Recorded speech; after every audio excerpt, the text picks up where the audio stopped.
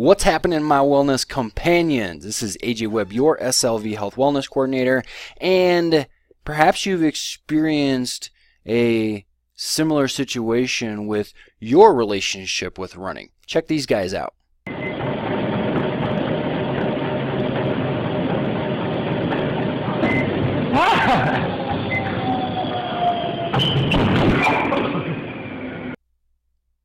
At times I felt like that first guy, and at times I felt like that second guy. And it is very interesting how we treat and talk about running. It's, for me growing up in high school, you were a fast kid or you were a slow kid. And that was that, right? So one person said it out loud, and then you were stricken a slow person, or you were a blessed fast person. And our genetics do play a role in how fast or slow we are. But running is still a motor pattern. It's a skill. And there are ways that we can work to become more efficient at it. And we may never be a Usain Bolt. We may never be the fastest person in the world. However, we can help ourselves complete 5Ks, exercise, and do the things that we want to do via running and via running as an exercise. And that's what I'm talking about today is running technique, treating running like a skill.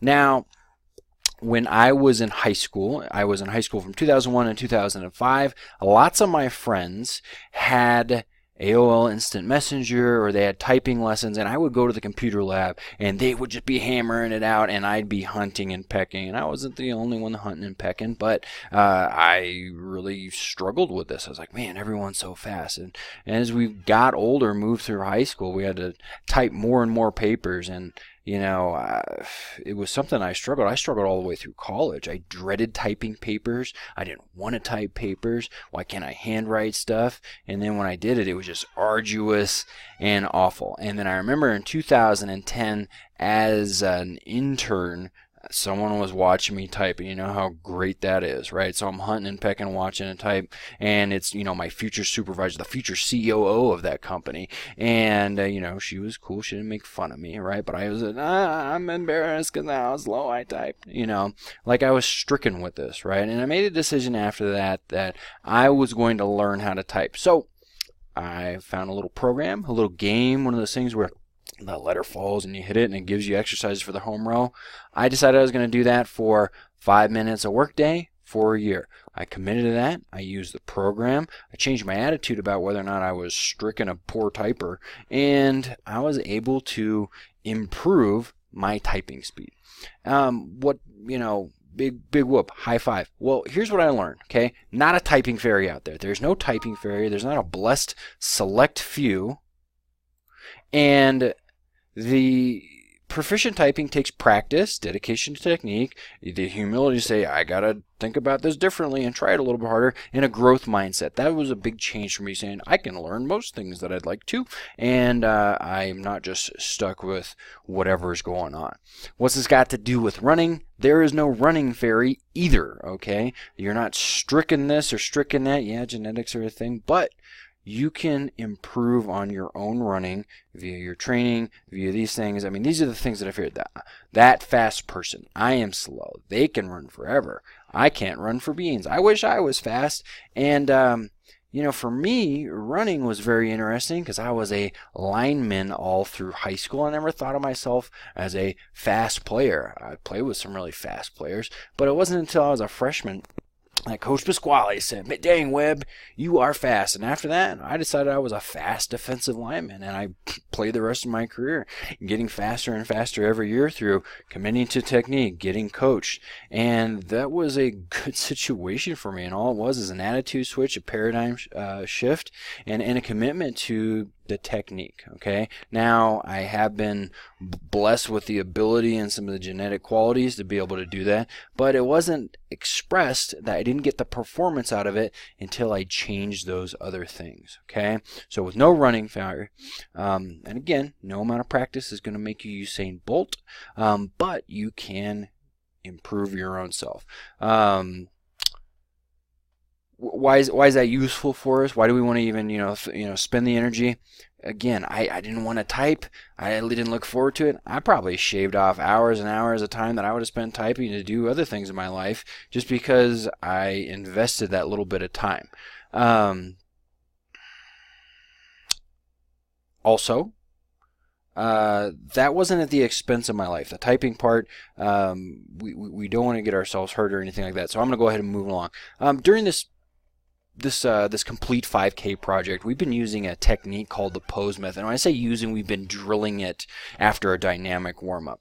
And don't jump into the dogma and start drinking the Kool-Aid on this pose method. There's lots of different ways to run out there, and if you're able to run, and you're able to run as fast as you'd like to, and you're not getting injured, and your fitness is where it's at, you may not even consider changing. However, for me, running slower, sprinting, I can handle it. Like, I like it, but you can't sprint for very long, right? And a 5K is a longer race. So what this particular technique advocates for, which I'd say generally is pretty good, is upright posture for breathing, right? Stable midlines so you don't have wiggle as you're moving and creating inefficiency. It emphasizes use of gravity over engine, right? So you are, churning those legs, but you're using your lean to control how fast you're going and help you. For me, it keeps me from dragging my carcass through. It emphasizes consistency and ultimately efficiency, right? Going as fast as you can with the minimal amount of energy, right? So getting your best performance, okay?